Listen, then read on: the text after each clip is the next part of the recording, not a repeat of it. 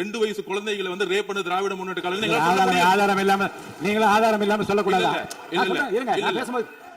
ஏன்னா போன ஆட்சியில துணை முதலமைச்சரா வந்து எதிர்கட்சி தலைவர் இருந்தாரு. அவருக்கு ஒரு பதிவு பண்றேன். வேணாலும் இதை இந்த அவை முடிந்த பிறகு அவரே ஆராய்ந்து சொல்லட்டும்.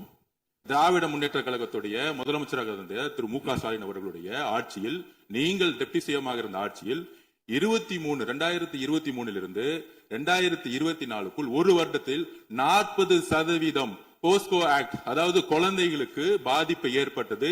யாரோட அறிக்கைன்னா என்சிஆர்பி. இதற்கு முக்கிய காரணம் ட்ரக்ஸ். நாங்கள் இந்த 40 நாள்ல கடுமையாக ரிஃபார்ம்ஸ் பண்ணிட்டு இருக்காரு எங்களோட முதலமைச்சர்.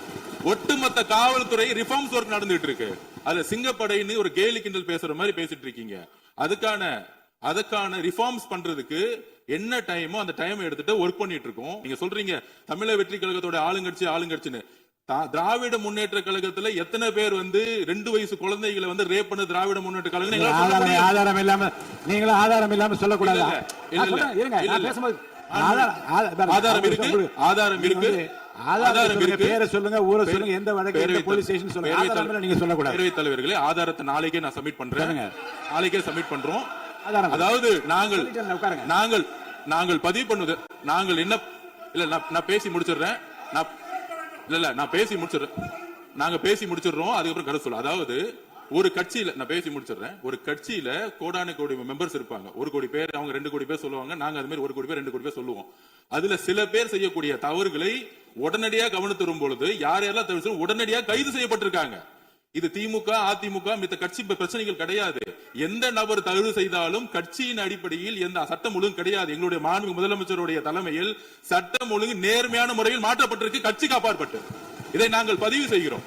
அதனால மாண்புமிகு துணை முதலமைச்சர் அவர்கள் எந்த அளவுக்கு போஸ்கோ கேஸும் ட்ரக்ஸோட இஷ்யூஸும் 2021-26 அதிகமாகிறத உங்களுடைய ஆய்வை நீங்கள் மேற்கொள்ளுங்கள், எழுதி வைத்துக் கொள்ளுங்கள்.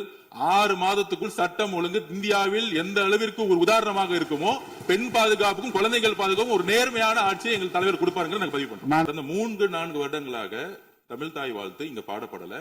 ஆளுநரை எதிர்த்தீர்கள், வெளிநடப்பு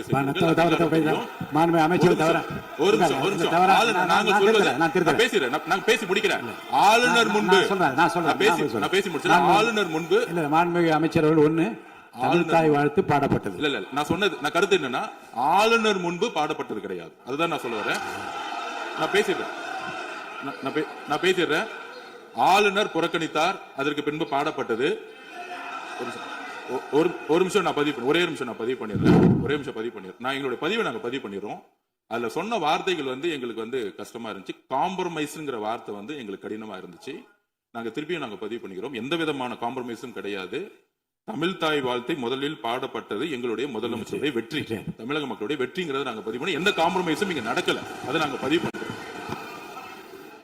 தமிழ் தாய் வாழ்த்து எங்களுடைய முதல்வருக்கு உயிருக்கு எந்த அளவிற்கு முக்கியமோ அதே அந்த அளவுக்கு நாங்கள் முக்கியத்துவம் தருவோம். மாண்புமிகு எதிர்க்கட்சி தலைவர் அவர்கள், மாண்புமிகு எதிர்க்கட்சி நாங்களும் பேச விட மாட்டோம். மாண்புமிகு நீங்க ஒத்துழைப்பு கொடுக்கலன்னா நாங்களும் பேச விட மாட்டோம். அமைச்சர், நாங்கள் தமிழக அரசுடைய ஸ்டாண்ட வந்து நாங்க பேசுறோம். எங்களுக்கும் குரல் கொடுக்க தெரியும். இந்த அவையை மாண்பை நாங்களும் பாதுகாக்கிறோம். மாண்புமிகு எதிர்க்கட்சி சொல்லக்கூடிய நோக்கம் தமிழக மக்களுக்கு தவறுதலா செல்லக்கூடாதுங்கிற பதிவை நாங்கள் செய்கிறோம்.